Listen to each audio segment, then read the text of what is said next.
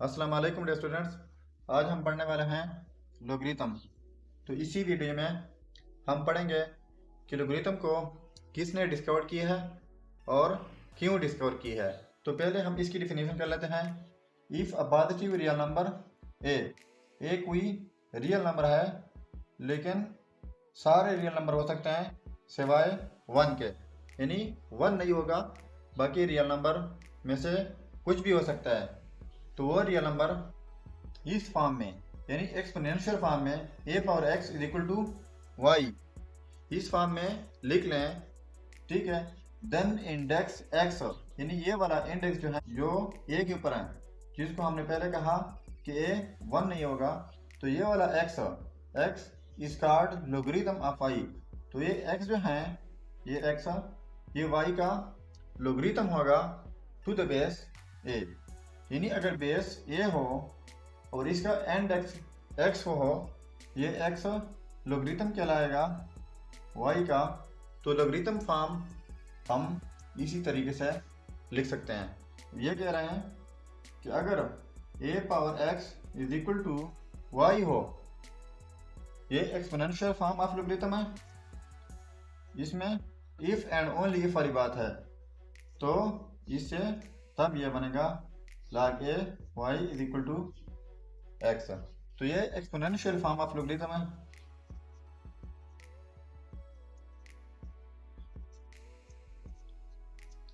और ये logarithm form है। अब यहां तक हम जान गए, तो इससे पहले हम ये बात कर लेते हैं कि लोगरिथम किसने डिस्कवर की है और क्यों की है। तो आमतौर पर हमारे पास इक्वेशन होते हैं एक्सपोनेंशियल फॉर्म के, मिसाल के तौर पर 3 power x is equal to 9। तो बहुत आसानी के साथ इसे हम सॉल्व कर सकते हैं। तो कैसे? 3 power x is equal to 3 power 2, यानी 3 पावर 2 से 9 बनता है।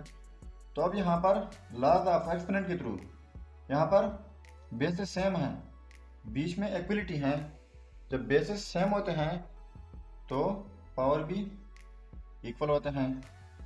तो इसका मतलब क्या हुआ कि अगर हमारे पास एक्सपोनेंशियल इक्वेशन हो तो हम इसको बआसानी सॉल्व कर सकते हैं। लेकिन अगर हमारे पास इक्वेशन कोई डिफिकल्ट इक्वेशन हो, मिसाल के तौर पर 3 power x is equal to 10, तो इसको हम कैसे सॉल्व करेंगे? इसको हम इसी सिंपली तरीके से सॉल्व नहीं कर सकते। तो क्या करना है? तो इसके लिए जॉन नेपियर ने 16 और 14 इसमें लोगरिथम को डिस्कवर किया है, ठीक है। और इसका शॉर्ट फॉर्म जो है उसको हम लॉग कहते हैं, ठीक है। तो ये ऐसी इक्वेशंस के लिए जो नेपियर ने कोशिश की है और लोगरिथम को डिस्कवर की है। तो अब देखो कि इसी इक्वेशन को हम लोगरिथम के ज़रिए कैसे सॉल्व करेंगे। तो दोनों साइड पे लॉग लेते हैं, log 3x is equal to log 10। तो ये पावर जो है ये पहले आ जाएगा, x log 3 हो जाएगा इज इक्वल टू log 10, ठीक है। So x is equal to log 10 divide by log 3। तो इसी तरीके से फिर हमारे पास x की कीमत आ सकती है। तो ये आप कैलकुलेटर के ज़रिए चेक करके ये आपका रिजल्ट हो जाएगा। अब ये है टाइप्स ऑफ लोगरिथम। तो लोगरिथम के दो टाइप्स होते हैं, एक है कॉमन लोगरिथम एंड दूसरा है नेचुरल लोगरिथम। तो इसमें आपको फ़र्क बताता हूँ, वो ये है कि log 10x is equal to log x।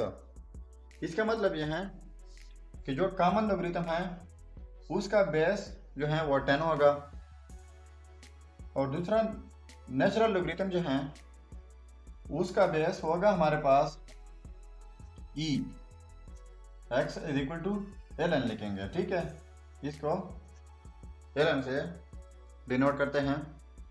तो ये नेचुरल लॉगरिथम है जिसका बेस जो है वो ई है, ई, और ई की वैल्यू जो है वो है 2.7182। ये एक ही वैल्यू है। और जब बेस हमारे पास ई हो तो वो हमारे पास नेचुरल लॉगरिथम कहलाएगा। अगर बेस 10 हो तो वो कॉमन लॉगरिथम कहलाएगा।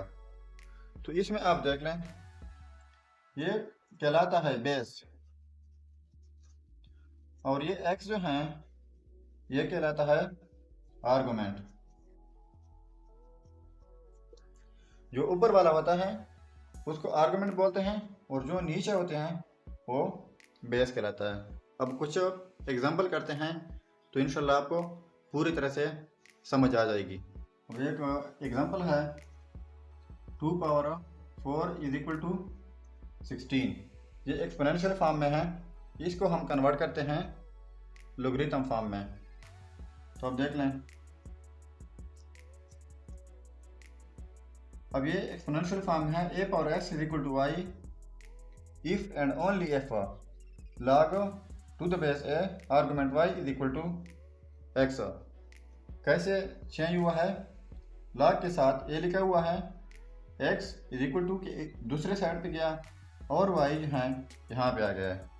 अब देख लो, इस इक्वेशन को पहले हम log लिख लेंगे। अब a है बेस, यहाँ पे भी बेस है तो यहाँ पर भी बेस में लिखा गया। तो अब यहाँ पर बेस जो है 2 है तो 2 को हम यहाँ पर लिख लेंगे। और ये 4 जो है, या यहाँ पर x है, x इज इक्वल टू के दूसरे साइड पे गया, ठीक है, तो यहाँ पर 4 है तो 4 इस साइड पे आ जाएगा। 16 तो 16 जो है यहाँ पर आ जाएगा। तो ये एक्सपोनेंशियल फॉर्म से लॉगरिथम फॉर्म में गया। एक दूसरा एग्जांपल चेक कर लेते हैं। अगर हमारे पास कोई क्वेश्चन या फंक्शन लॉगरिथम फॉर्म में हो, मिसाल के तौर पर log to the base 8 argument 64 is equal to 2, तो इसको हम एक्सपोनेंशियल फॉर्म में कैसे कन्वर्ट कर सकते हैं। तो देख ले, log to the base 8 argument 64 is equal to 2। तो ये जो है बेस है तो 8 लिख लेंगे यहाँ पर, और ये 2 ऊपर आ जाएगा इज इक्वल टू ये 64। तो इससे ज़ाहिर भी होता है कि 8 पावर 2 से 64 बनता है। तो इसके बाद हम कुछ क्वेश्चन कर लेते हैं तो इंशाल्लाह आपको पूरी तरह से समझ आ जाएगी।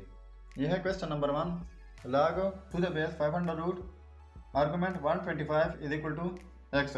तो इसमें हमने x की कीमत फाइंड करनी है।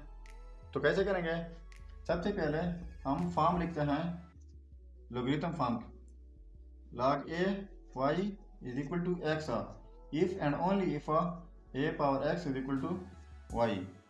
मतलब ये है कि इस लॉगरिथम फॉर्म को हम पहले कन्वर्ट करेंगे एक्सपोनेंशियल फॉर्म में, तो हमारे पास आसानी के साथ x निकल आएगा। तो इसी क्वेश्चन को हम इसी फॉर्म में कन्वर्ट करेंगे।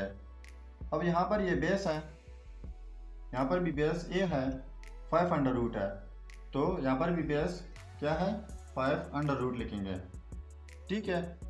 अब इस साइड से जो है क्या है इज इक्वल टू x है, यहाँ से भी इज इक्वल टू x है तो वो पावर में आ जाता है, तो x पावर में आ गया इज इक्वल टू यहाँ पर y है, यहाँ पर भी 125 है, तो इस फॉर्म में लिख के y इज इक्वल टू से दूसरे साइड पर आ जाता है क्योंकि 125 है।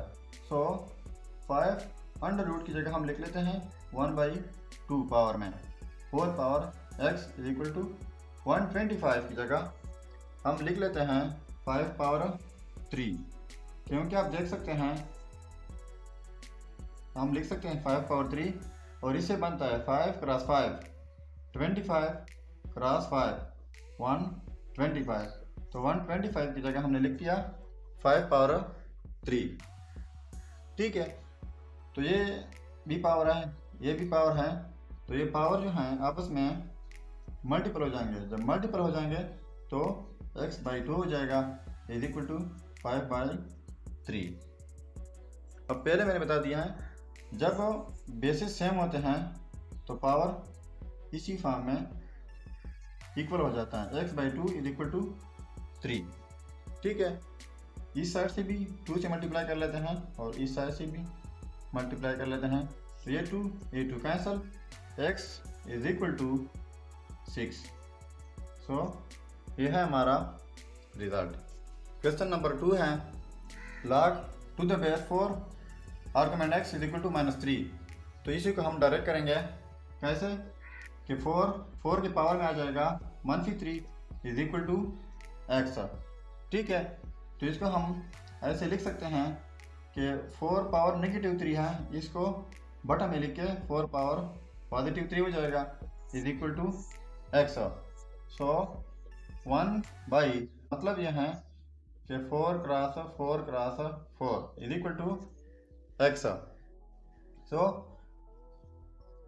4 cross 4 16 cross 4 64 is equal to x। तो यह है हमारा रिजल्ट।